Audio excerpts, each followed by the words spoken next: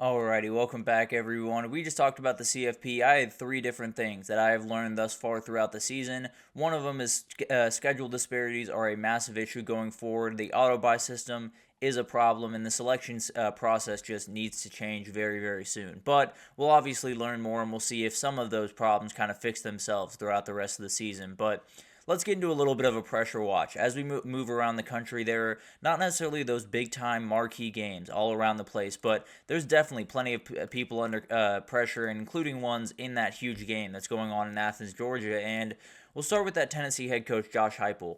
He's got a ton on his plate as he heads into this one because this could be the moment for Josh Heupel. When you talk about pretty much every coach around the country, they always have that very moment that kind of launched them into whatever the next chapter was. So for Kirby, that 2021 national championship, he beat Alabama, got that monkey off his back, and it felt like, oh, this is when everything really starts for this program. Dan Lanning earlier this year, really, when he played Ohio State, got that win, it felt like, okay, Oregon has officially arrived. They are going to be a dangerous team going forward. When Steve Sarkisian in Texas went into Bama last year and got a road win, it felt like, okay, this is a real team that is probably going to be around for years to come. This is Josh Heupel's moment. They've been able to beat Alabama at home. That's been an incredible thing and been an awesome experience for those fans.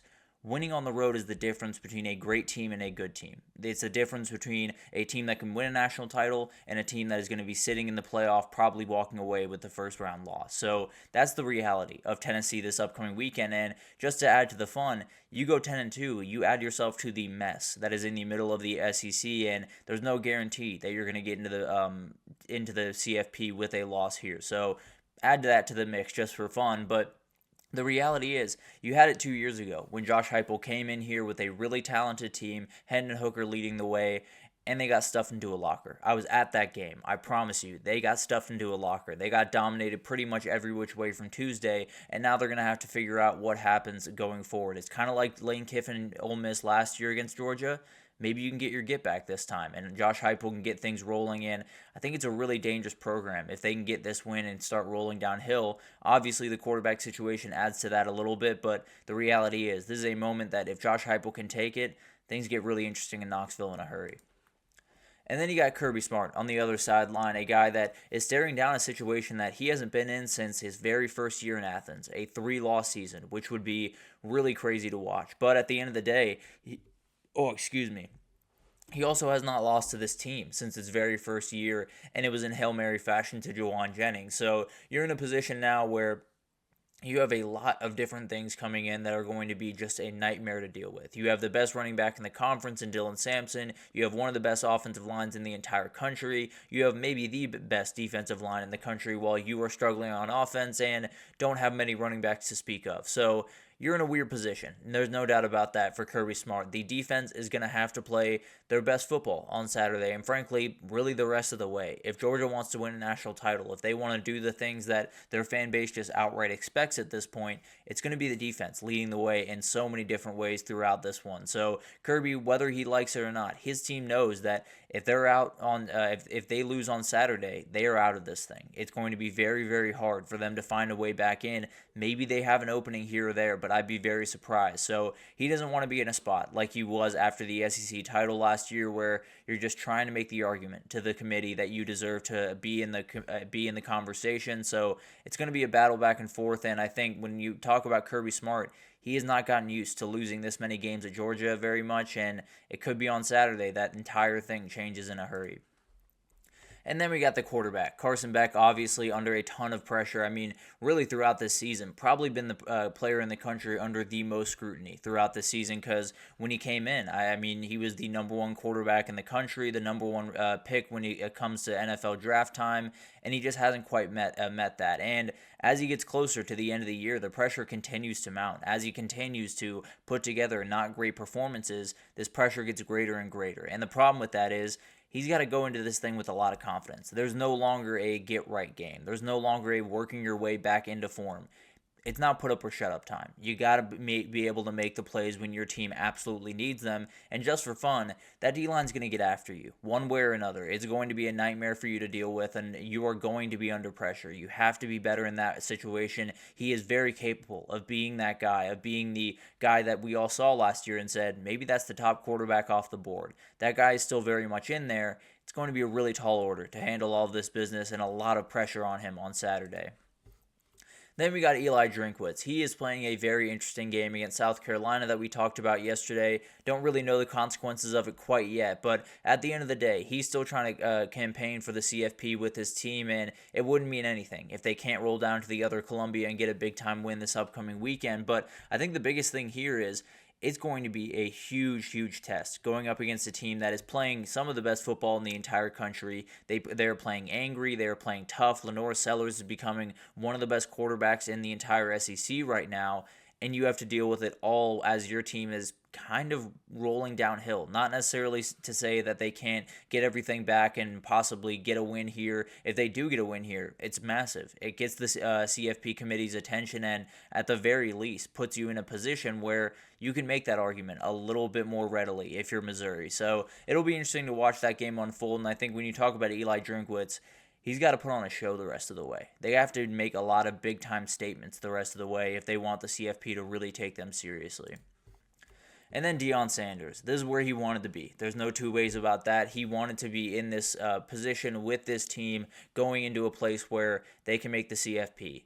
Thing about that is, with all of that, with all of the energy going into this last couple of weeks, with all of the scrutiny around him, all of the talk, the pressure gets a lot higher. When we talk about November in college football, it is a very, very long month for the elite teams out there, for the teams that want to find their way into the CFP. So it's going to be really interesting to see what happens on Saturday because it's kind of a program definer. When you look at what Utah is, it's a lot of what Colorado has struggled with, or a lot of what the criticism of Colorado have been, which is, not necessarily being as physical as a lot of the other teams out there, not being as veteran-led, not being as experienced, not having a lot of that cohesion.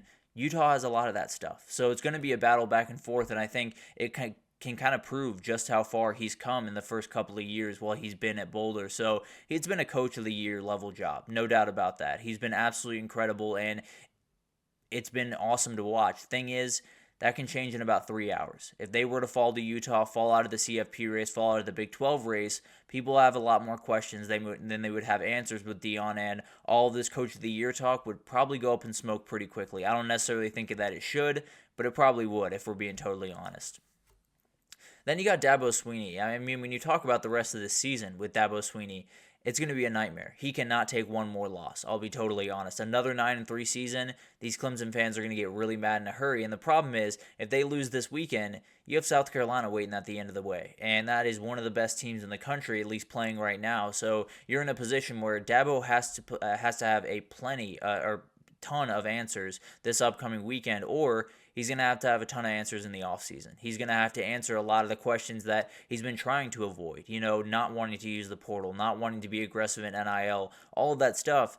At some point, he's going to come back to bite you. If you're going to cling to that so aggressively, if you're going to make that your absolute thing going forward at Clemson, you're going to have a lot of questions to answer if you go 9-3 again. Now, if you find a way to get out of all of that, if you find a way to win the rest of the way, Miami loses another game, you get to Charlotte and get to the CFP, all of those questions are gone in a hurry. So Dabo Swinney, the best way for you to kind of handle all this, the best way for you to get rid of all of this noise around your program is just to win. Put yourself in a position where at the very least you're 10-2 at the end of the year and you're in the fight for an ACC title. So I think that would at least subside fans for a time being. He would still have to answer some questions. He would still have a couple of things to figure out. But as of right now, you'd have to feel relatively good if you're a Clemson fan moving forward if you got a 10-2 season out of this. Now, if you lose this weekend and then lose at the end of the year to South Carolina, you're 8-4 and you're very angry and looking for answers.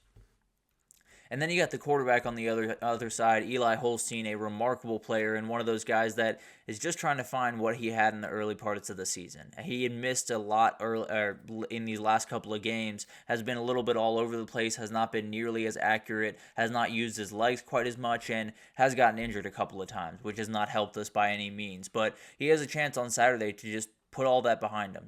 Get a big time win over Clemson. Put yourself in position where you're putting all the pressure on Miami to go out and win the rest of their games, or you're going to take that spot from them. So you're in a really, really good position. And I think when you look at Eli Holstein, he's got to make a number of big plays in this game. They don't necessarily have the dudes to just outright over physical Clemson, especially at the line of scrimmage. So he's going to have to make a couple of plays off schedule. He's going to have to make a couple of plays with his legs, and he's an extremely talented player and more than capable of stepping up to the plate and really doing a great job, especially at home. But this is going to be a really tall order, and especially with back-to-back losses, the pressure on this kid is huge on Saturday.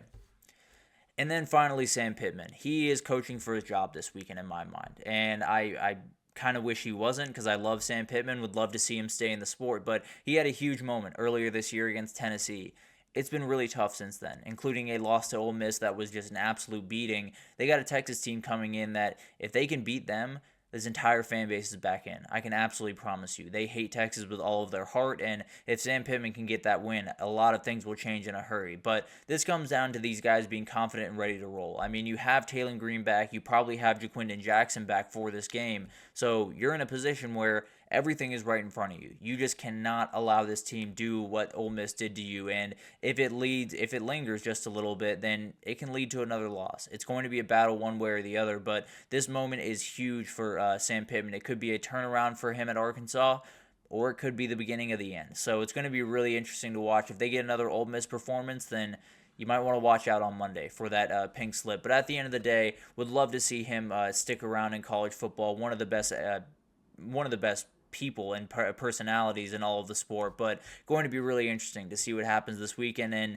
could be the end of his time at Arkansas. But a lot of people under a lot of pressure this upcoming weekend, no doubt about that. I think Kirby Smart might take the cake in that respect, but going to be interesting to watch all of that unfold. But let's take our second break here, and when we come back, we'll get into a little bit of a Week 12 whip around. We'll get into all the games we just hadn't had a chance to get to throughout the weekend, including a game in Nebraska against USC that has a lot of very interesting things about it. But we'll break it down right after this.